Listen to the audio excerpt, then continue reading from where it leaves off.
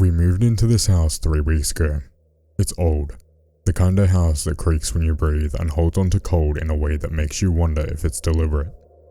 I took the age as part of the charm. My 5-year-old daughter Zoe took it as an invitation. It started small. She'd kneel in front of the vent in the living room and whisper to it. At first I thought she was pretending.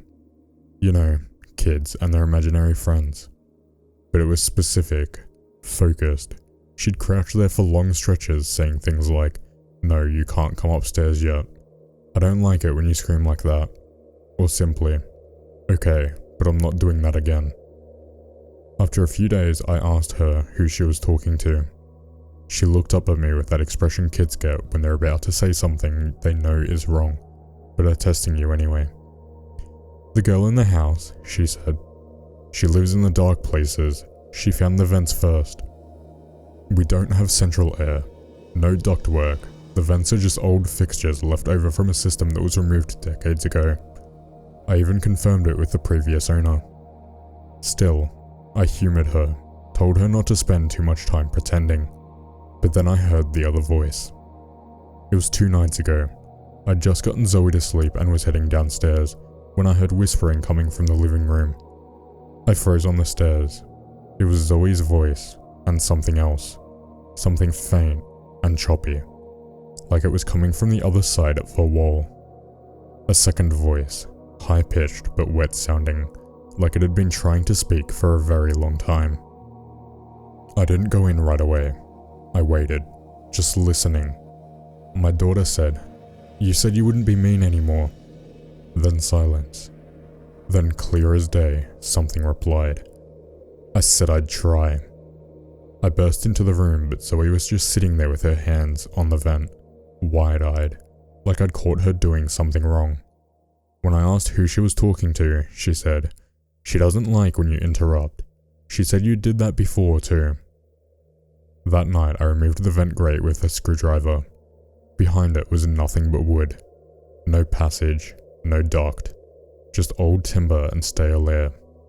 No way sound could come through. The next morning, Zoe wouldn't eat. "She said your food is bad," she whispered. "She says you lie when you say it's safe." She started drawing things now. Stick figures with huge black mouths. Rooms filled with hands reaching up from the floor. She wrote the word, "Remember," over and over on the back of a cereal box. I tried to ask her where she learned that word, but she just said, "You wrote it before, on the wall, before you painted over it." I don't know what that means. Today I came home from work and found every vent in the house unscrewed, even the one in the ceiling of the guest room, 12 feet up. The screws were neatly stacked on the floor below each one. Zoe was in the basement, sitting in front of the vent down there, whispering with her back to me. I called her name.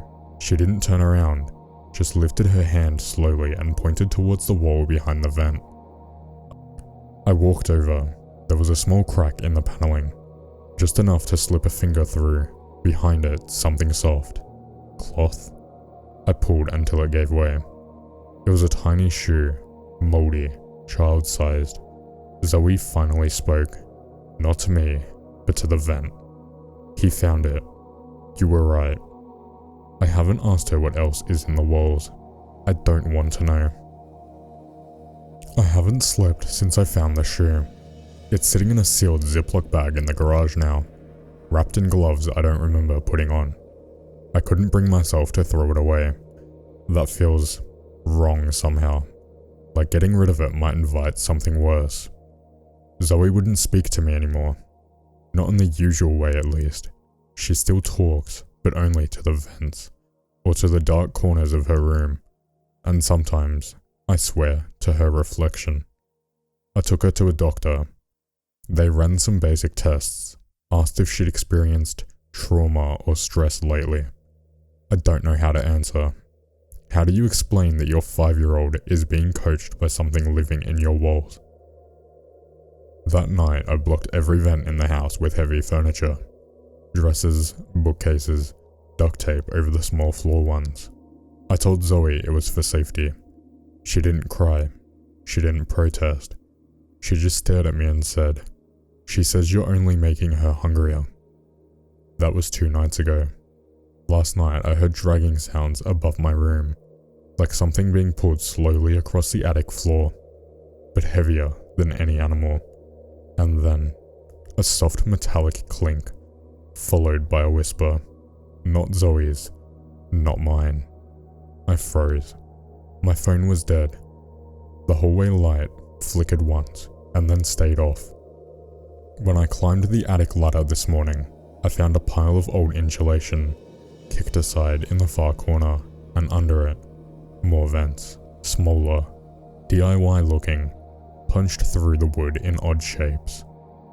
Inside one was a note. A filthy, half-rotted scrap of paper, yellow with age and written in smeared pencil. She was louder than the others. I couldn't sleep. I fixed it. That's all it said. Zoe hasn't been in school for days. She won't eat. Her lips are dry, her skin pale. She spends hours staring into the blocked vents like she's waiting for them to open.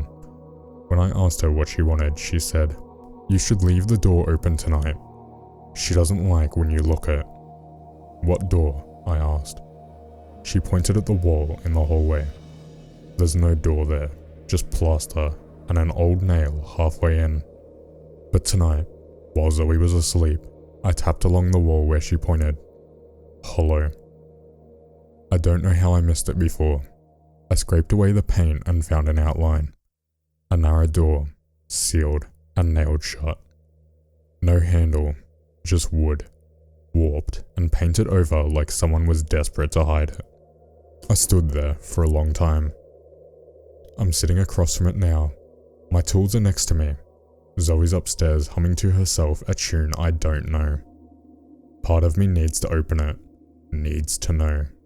The other part of me keeps looking over my shoulder, not because I think something's behind me, but because sometimes I hear breathing from the vents, and we don't have central air.